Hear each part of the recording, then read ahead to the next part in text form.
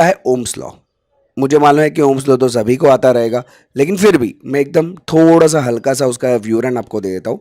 Ohm's law में basically हम लोग ट्राइंगल से उसको याद रखते हैं, VIR। अगर मैं V को लेता हूँ तो उसका मतलब है I इंटू आर। अगर मैं R को लेता हूँ उसका मतलब है V डिवाइड बाय I। अगर मैं I को ढूंढना चाहता हूँ उसका मतलब है V divide by R। V का मतलब यहाँ पे है वोल्टेज, I का मतलब है करंट, और R का मतलब है रेजिस्टेंस। तो ये तीन चीज़ को जब भी ढूंढने, तीन में से कोई भी एक चीज़ जब भी ढूंढते हैं उसको हम लोग ओम्स लॉ के आधार पे समझते हैं। मान लो कि मैं यहाँ पे कुछ वैल्यूज़ दे देता हूँ, वोल्टेज है 120, करंट है 20 और रेजिस्टेंस है 6। अगर इसके हिसाब से मुझे कुछ भी ढूंढना है अल्टरनेटिव में, जैसे कि मान लो कि मुझे ढूंढना है वी, मतलब वोल्टेज अगर ढूंढना है तो उसको बोलते हैं, अगर मुझे देखो यहाँ पे वोल्टेज अगर ढूंढना है तो उस पर हाथ रख देंगे तो IR, यानी कि I इंटू आर करेंगे। अगर आपको करंट ढूंढना है तो V डिवाइड बाय R करना पड़ेगा। अगर आपको रेजिस्टेंस ढूंढना है तो V डिवाइड बाय I करना पड़ेगा। इस तरीके से हम लोग जनरली ढूंढ सकते हैं। अगर मान लो कि वोल्टेज ढूंढना है, करंट है 20 और रेजिस्टेंस है 6, तो वोल्टेज हो जाएगा मेरा 120। इसी तरह से करंट ढूंढना है तो 120 जो कि वोल्टेज है, रेजिस्टेंस है 6, तो मुझे मिल जाएगा करंट जो कि है 20, जो कि यहाँ पे पहले ही आपको बता चुके हैं। इसी प्रकार से रेजिस्टेंस अगर आपको ढूंढना है तो 120 डिवाइड बाय 20 यानी कि हो जाएगा 6। तो इस तरह से बेसिक एकदम सिंपल कैलकुलेशन में आप ओम्स लॉ को समझ सकते हो। इसके बाद दूसरा जो फॉर्मूला है वो है वेट्स लॉ। वेट्स लॉ यानी कि जो जिसको हम लोग पावर का जो लॉ बोल सकते हैं, वो उसका भी ट्राइंगल ही रहता है, P divide by I into V. यहाँ पे P का मतलब होता है पावर यानी कि वैटेज, I का मतलब होता है करंट और V का मतलब होता है वोल्टेज। अगर मैं इसको ढूंढना चाहता हूँ तो भी सेम तरीके से देखो, P मतलब पावर ढूंढना है तो वोल्टेज इंटू करंट, ये देखो वोल्टेज इंटू करंट। अगर मुझे करंट ढूंढना है तो पावर डिवाइड बाय वोल्टेज, अगर मुझे वोल्टेज ढूंढना है तो पावर डिवाइड बाय करंट। अगर इसके आधार पे अगर मैं फॉर्मूला के ऊपर लिखूँ तो ये इसी प्रकार से होगा। सेम अगर मैं कैलकुलेशन करूँ, अगर मुझे पावर ढूंढना है तो 20 into 120 is equal to 240 watts, ये पावर हो जाएगा। करंट मुझे ढूंढना है तो 240 वैट्स डिवाइड बाय 120 तो इज इक्वल टू 20, यानी कि आपका करंट हो जाएगा। इसी तरह से वोल्टेज भी ढूंढ सकते हो, जैसे ओम्स लॉ में किया उसी तरह से वैट्स के लिए भी आप ढूंढ सकते हो, जिसको पावर का फॉर्मूला भी आप बोल सकते हो। तीसरा काफ़ी इंपॉर्टेंट है, तीसरा है वोल्टेज ड्रॉप। वोल्टेज ड्रॉप को समझने से पहले जानकारी के लिए बता दूं, हम लोग ने ऑनलाइन में बहुत सारे कोर्सेज चालू कर दिए। इलेक्ट्रॉनिक्स के भी है, इलेक्ट्रिकल के भी है, computer hardware, laptop repairing, mobile repairing, auto CAD, 2D animation, 3D animation, programming, robotics, बहुत बहुत बहुत सारे कोर्सेज चालू कर दिए। ये सब कोर्सेज करना ना तो मोबाइल में एक ऐप डाउनलोड करना है। ऐप का नाम है प्लस पॉइंट ट्रेनिंग, ये आपको गूगल प्ले स्टोर पर मिल जाएगा। अधिक जानकारी के लिए मेरा व्हाट्सअप नंबर है, उसमें मुझे केवल हाई का मैसेज डाल दीजिए तो मैं पूरी जानकारी आपको व्हाट्सअप के माध्यम से भिजवा दूंगा। तो चले, तीसरा जो है वोल्टेज ड्रॉप।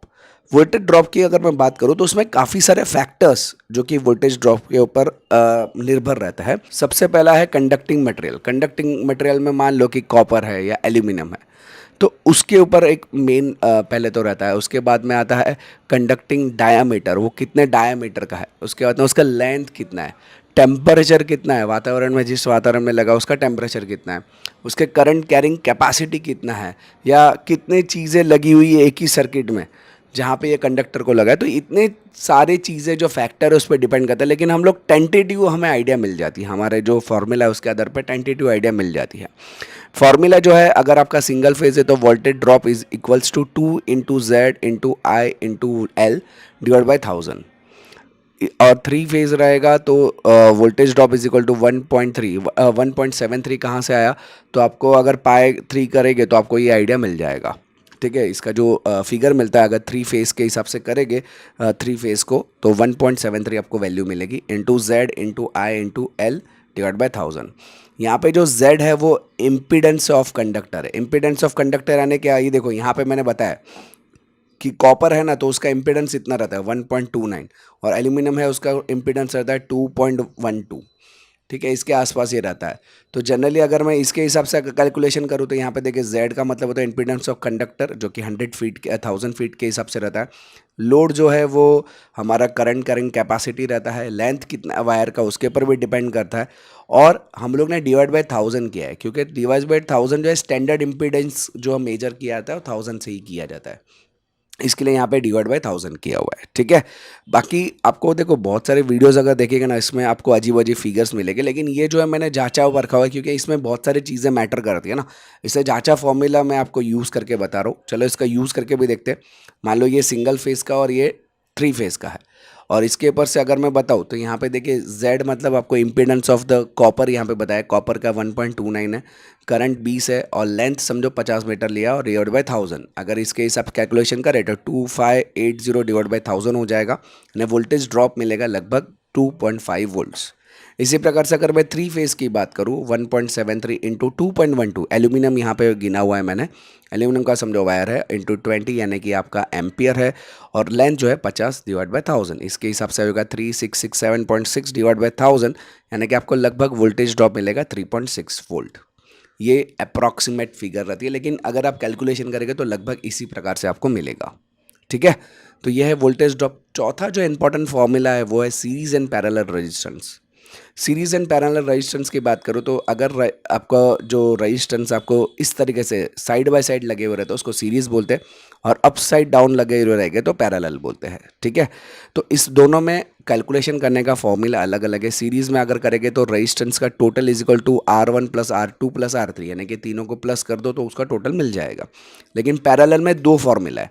एक फॉर्मूला ऐसा भी बोलता है कि R1 into R2 divide by R1 plus R2, और दूसरा एक फॉर्मूला है जिसमें 1 divide by 1/R1 plus 1/R2 plus 1/R3। तो ये दोनों को फॉर्मूला से कोई भी करो, कोई भी आपको सही आंसर मिलने वाला है। मैं आपको दोनों फॉर्मूला यूज़ करके बताऊंगा। मान लो कि यहाँ पे एक सीरीज़ का एग्जांपल दिया जिसमें 182 और 1 ओम्स लिखा गया है। तो अगर आपको टोटल रेजिस्टेंस ढूंढना है तो R1 plus R2 plus R3 करेंगे तो 183 ओम्स आपको मिल जाएगा। कैलकुलेशन करके देख लेना। लेकिन ये जो आपको अभी जो दूसरा डायग्राम यहाँ पे दिखाया है 27 प्लस 2200 प्लस 15, तो इसका आंसर क्या आता है ना, मुझे कमेंट में डाल के बताइए। ये सीरीज़ का आंसर 1 करके डालिए कि सीरीज़ का आंसर ये आएगा, ठीक है। इसी तरह से अगर मैं पैरेलल सर्किट की बात करूँ तो पैरेलल में जो फॉर्मूला मैंने बताया था पहला वाला कि R1 into R2 divide by R1 plus R2, इस तरीके से करेंगे तो देखो 10 इंटू 22 और 10 प्लस 22 तो 220 by 32 is equal to 6.87 ohms. इस तरीके से आप कैलकुलेशन कर सकते हो। अगर मान लो कि 3 रेजिस्टेंस है और मैं ये फॉर्मूला यूज़ नहीं कर रहा हूँ, मैंने जो दूसरा फॉर्मूला था 1:2 वाला, तो वो भी आप यूज़ कर सकते हैं। 1:10 ओम्स, 1:10 ओम्स, 1:33 ओम्स। इसका अगर कैलकुलेशन करेंगे तो इतना हो जाएगा, और पूरे को फिर 1 से डिवाइड कर दो तो हो जाएगा 4.35 ओम्स। तो इस तरीके से भी चलेगा। घर के लिए आपको और एक होमवर्क में दे देता हूँ। ये देखिए, ये आपको यहाँ पे फॉर्मूला दिख रहा है, इसका आप निकाल के मुझे कमेंट में डालें, दूसरा नंबर करके उसका आंसर मुझे कमेंट में दिखे, ठीक है। तो ये सीरीज और पैरेलल काफ़ी इंपॉर्टेंट रोल प्ले करता है रेजिस्टेंस का ढूंढने के लिए। पांचवा जो है वो है हॉर्स पावर। इसमें भी थोड़े बहुत कन्फ्यूजन रह गया क्योंकि इसमें बहुत सारे फॉर्मूलाज है, लेकिन जो हॉर्स पावर जो मैं बताने वाला एकदम सिंपल आपको करके बताने वाला हूँ। तो हॉर्स पावर में जैसे मैंने बताया कि काफ़ी सारी चीज़ों पे निर्भर रहता है। हम लोग अगर मैं बेसिक हॉर्स पावर की बात करूँ तो V into I into E F E into P F divide by 746, इस तरीके से जा सकते हैं। तो मैं आपको ये फॉर्मूला ही यूज़ करके बताऊंगा। यहाँ पे जो V का मतलब होता है वोल्टेज, I का मतलब होता है करंट, E का मतलब एफिशिएंसी, और पी एफ का मतलब है 7 पावर फैक्टर और डिवाइड बाई 746। ये एक हॉर्स पावर का मतलब है होता है लगभग 746 वैट, इसलिए यहाँ पे डिवाइड बाई 746 यानी कि 1 वैट के हिसाब से यहाँ पे गिना हुआ है, ठीक है। वैसे अगर 3 फेज रहेगा तो आपको यहाँ पे इंटू 1.732 लेने का, क्योंकि एक 3 का पाई करेंगे तो यही आएगा, ठीक है। तो इसके हिसाब से अगर मैं कैलकुलेशन करूँ, मान लो कि वोल्टेज 240 है, फिर करंट है 20 एम्पियर का। एफिशिएंसी, यहाँ पे एफिशिएंसी की बात क्या होती है, हर मोटर की खुद की एक एफिशिएंसी रहती है।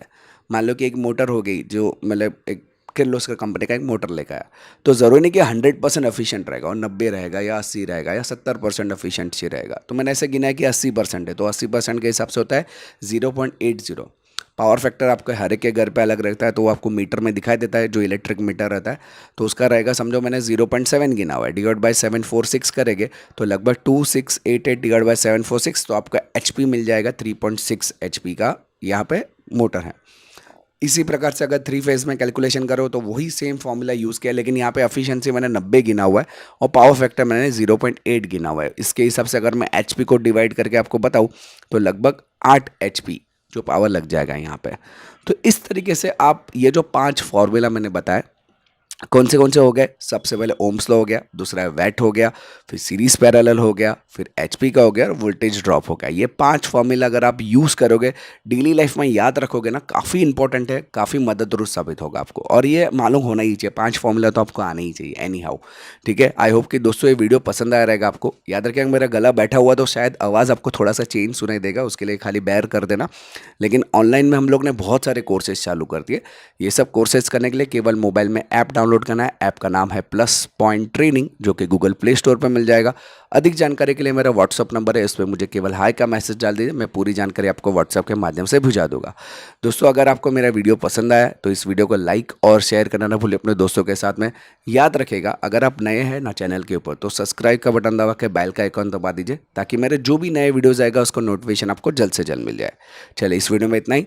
Thanks for listening.